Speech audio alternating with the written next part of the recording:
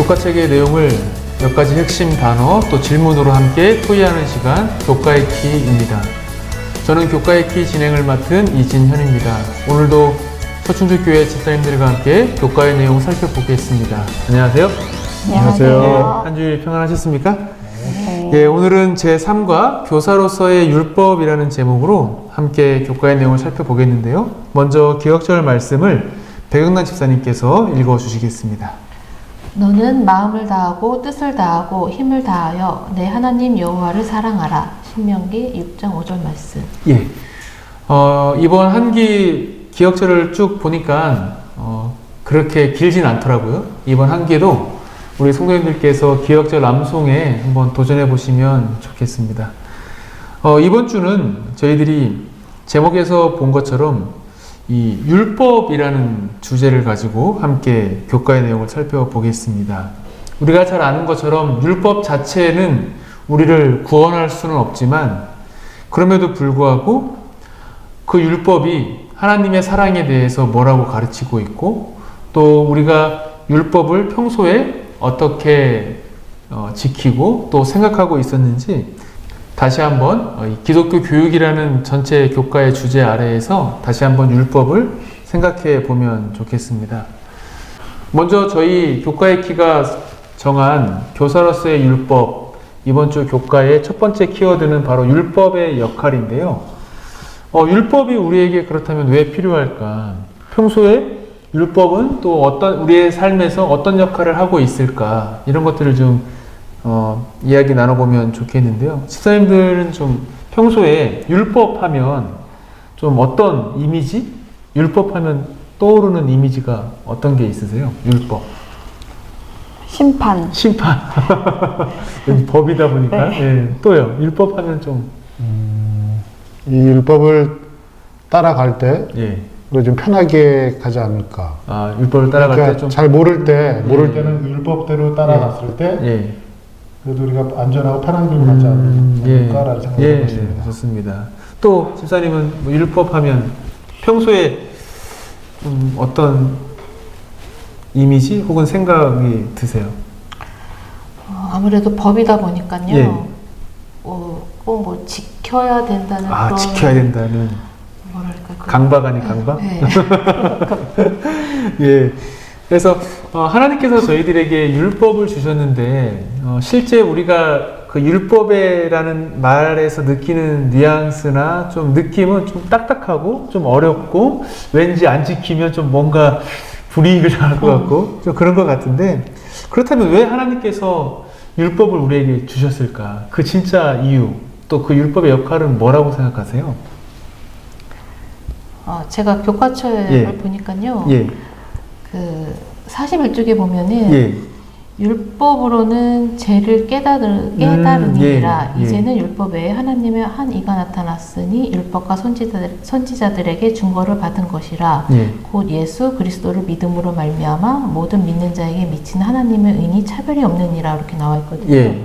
그래서 율법 자체가 예. 하나님에 대한 믿음을 더욱 확실하게 해주고 아니면 하나님의 그 사랑을 더 느끼게 해주는.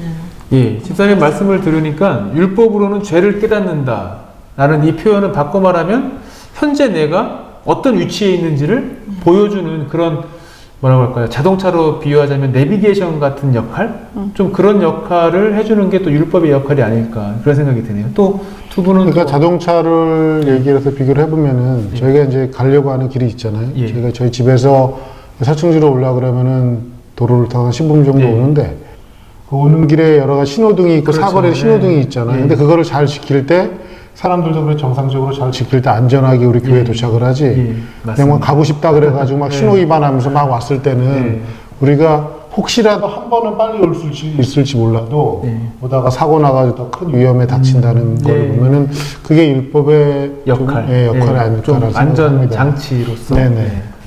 좋습니다. 또 뭐 떠오르시는 역할이 또 있을까요?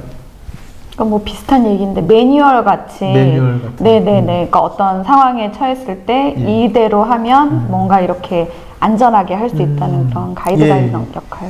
예, 감사합니다. 그래서 이 모세도 오늘 저희들이 기억절 말씀에서도 봤지만 이제 모세도 이제 가나안 땅에 들어가기 전에 신명기에서 거듭해서 반복하는 게 율법을 지키고 기억하고 항상 율법을 항상 최우선으로 삼아야 될 것을 이야기했는데요. 그래서 여기 교과책 38쪽에도 보면 이렇게 기록되어 있는데요. 신명기 31장 9절에서 13절에서 미래의 세대가 율법을 배워야 할 필요성에 대해 모세가 얼마나 강조했는지 주목하라. 모세는 그것을 두 단계로 묘사한다. 첫째, 자녀들은 율법을 듣고 그 다음 내 하나님 여호와 경외하기를 배워야 했다. 그러니까 우리가 율법을 제대로 알아야 그 율법을 통해서 말씀하신 것처럼 매뉴얼 같은 역할, 또 안전장치 역할을 하기 때문에 어떻게 하나님을 올바르게 경외할 수 있는지 또 순종할 수 있는지 그 길을 보여주는 것이 율법의 역할이 아닌가 좀 이런 생각을 해보게 됩니다. 그래서 저희들이 두 번째로 정한 키워드가 이제 성공의 재정인데요. 성공의 재정이 세상에서 말하는 성공의 정의가 있는 것 같아요. 그런데 오늘 교과의 내용을 살펴보니까 성경에서 말하는 또 성공 또는 번영이라고 하는 이 성공은 좀 의미가 다른 것 같더라고요.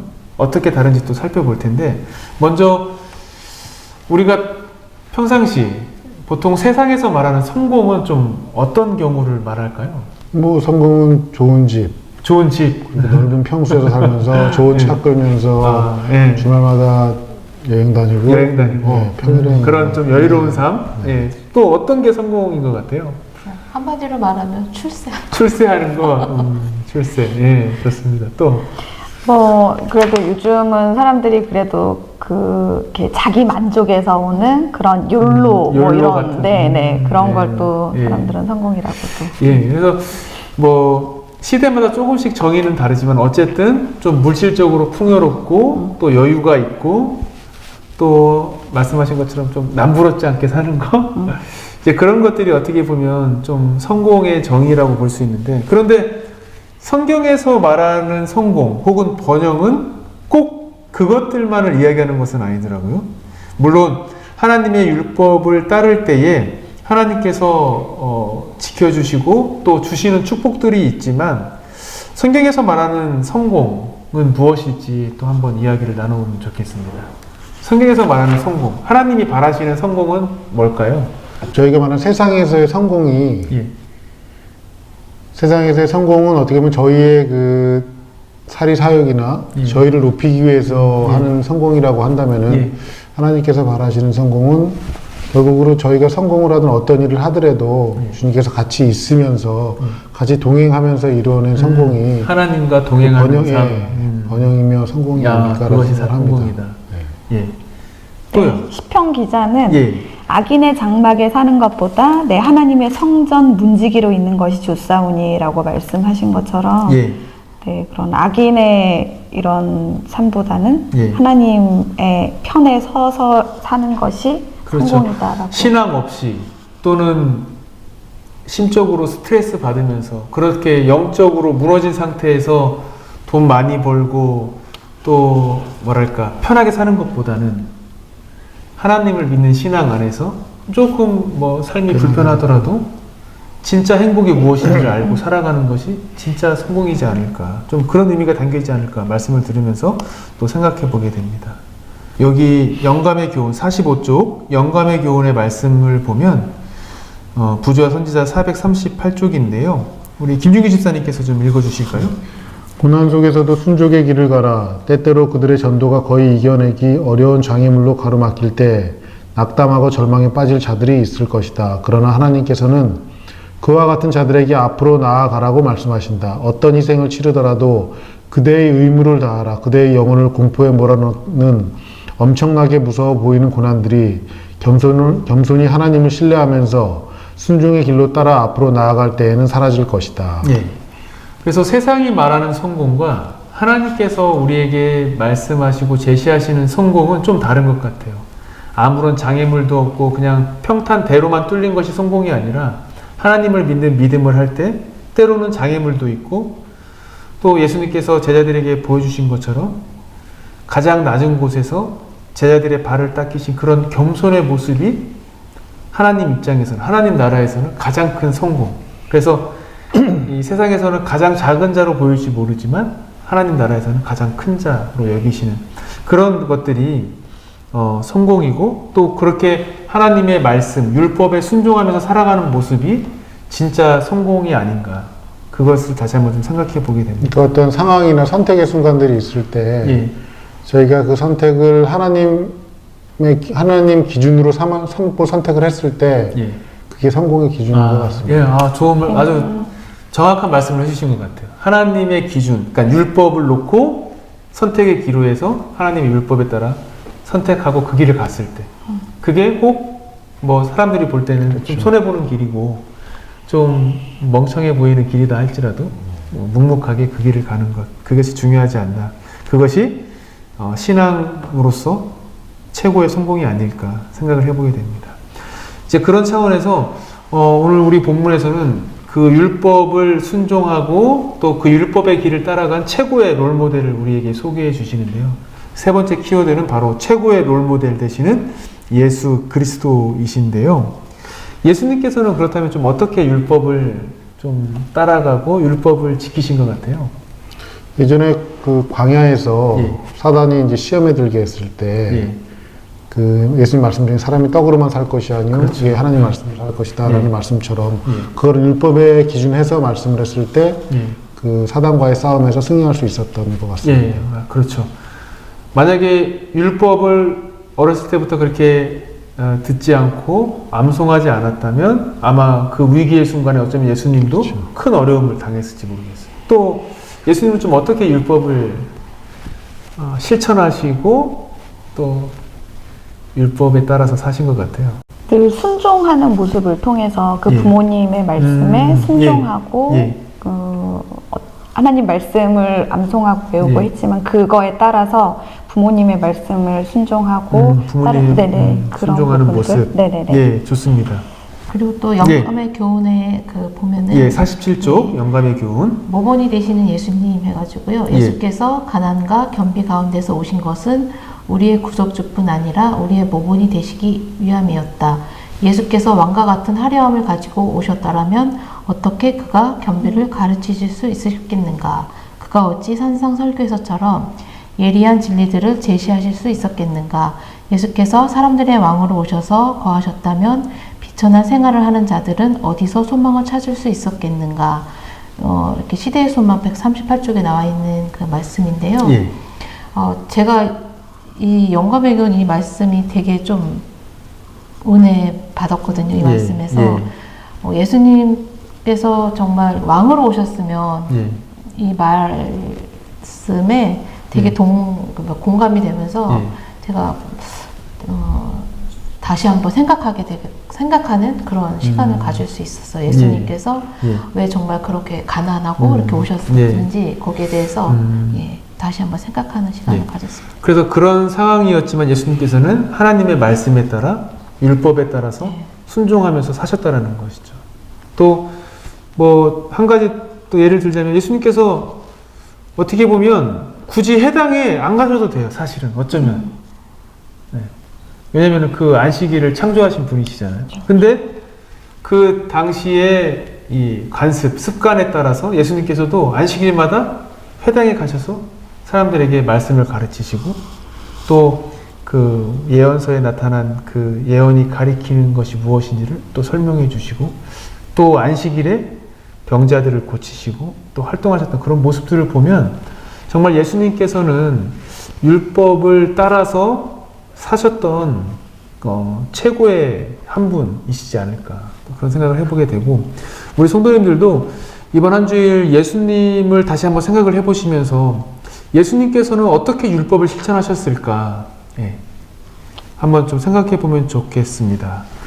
이제 마무리하면서요. 그렇다면 이번 한 주일 주제가 율법이기 때문에 우리 집사님들께서는 좀 성경에 나오는 여러 가지 예수님의 말씀이나 율법들 중에 나는 이것만큼은 좀 이번 한 주 혹은 이번 한 기 동안 좀 실천해보고 좀 더 이렇게 더 보강하면 좋겠다. 혹시 그렇게 떠오르는 예수님의 말씀이나 성경 말씀이나 또 율법이 있을까요? 저는 지금 그 할머니가 예. 그 요양병원에 계시거든요. 예. 그래가지고 전화도 처음에는 이제 전화 가끔 드렸는데 그 이제 요양병원에 있다고 생각하고서 계속 상황이 이렇다 보니까 못 찾아뵈니까 예. 자꾸 이 마음도 그렇고 옅어지는 것 같더라고요. 그러니까 예. 성경 말씀에 부모를 공경하라는 예. 말씀이듯이 예. 좀 요 일주일 동안은 할머니한테 전화도 좀 자주 드리면서 예. 그 부모님 그리고 저희 장인 장모님한테도 그러고 예. 수시로 전화를 드리면서 하는 게 예. 이번 주에 좀 해봐야 될 것 예, 같습니다. 감사합니다. 옆에서 강은혜 집사님께서 잘 체크를 하셔서 꼭 다음에 말씀해 주십시오. 네. 예. 또 두 분은 혹시 저는 오늘 이 기억절 말씀처럼 예. 너는 마음을 다하고 뜻을 다하고 힘을 다하여 내 하나님 여호와를 사랑하라는 예. 그 말씀을 이번 주 한 주 실천할 수 있도록 예. 하나님 말씀을 열심히 보는 그런 일주일이 되도록 노력해 보겠습니다. 예, 감사합니다. 배시아님도 혹시 뭐 또 떠오르는 게 있을까요? 자, 이번 한 주일 나니까 한번 실천해 봐야겠다. 저는 항상 기도할 때마다 예. 자주 기도드리는 거는 항상 겸손하게 해달라는 그 예. 기도를 자주 드리거든요. 예. 그래서 제가 겸손하고 또 더 나아가서는 내 이웃을 내 몸과 같이 사랑하는 예, 예. 예, 그런 그 말씀대로 말씀을 좀 예, 실천하고 싶다. 실천하고 싶습니다. 아, 예, 감사합니다. 오늘 저희가 교과의 내용을 통해서 하나님의 율법을 좀 다시 한번 생각을 해보았는데요.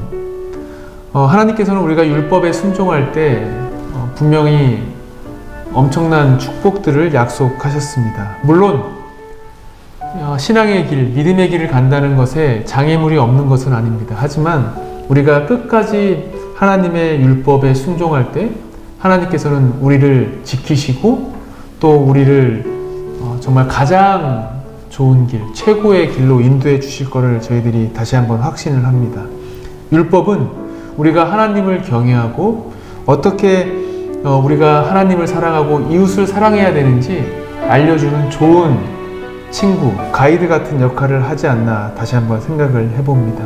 비록 세상에서는 다른 사람을 뒤로 하고 내가 가장 먼저 앞서는 것이 어쩌면 가장 큰 성공이다라고 말할지 모르겠지만 오늘 다시 한번 우리가 하나님의 말씀, 율법을 살펴보면서 예수님께서 그 율법을 순종하시고 정말 죽기까지 복종하시고 겸손의 모습을 우리에게 보여주신 것처럼 그 길이 바로 우리가 율법대로 살아가는 길, 율법을 따라서 우리가 한 걸음 한 걸음 가는 길이 아닌가 생각을 해보게 됩니다. 이번 한 주일 다시 한번 하나님의 율법을 다시 한번 좀 정리해 보시면서 우리의 죄된 모습을 깨닫고 더욱더 예수님을 닮기를 또 실천하고 또 기도하는 그런 한 주일이 되기를 바랍니다. 이것으로 오늘 제3과 교사로서의 율법, 교과의 내용을 마무리하도록 하겠습니다. 저희 교과의 키는 다음 주에도 가장 쉬운 교과 토익이 방송되도록 최선을 다하겠습니다. 고맙습니다. 수고하셨습니다. 사기 3과 너는 마음을 다하고 뜻을 다하고 힘을 다하여 내 하나님 여호와를 사랑하라. 신명기 6장 5절.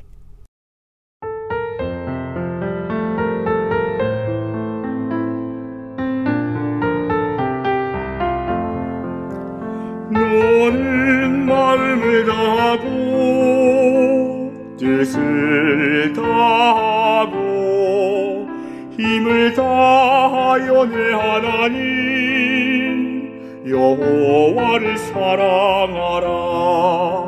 너는 마음을 다하고 뜻을 다하고 힘을 다하여 내 하나님 여호와를 사랑하라.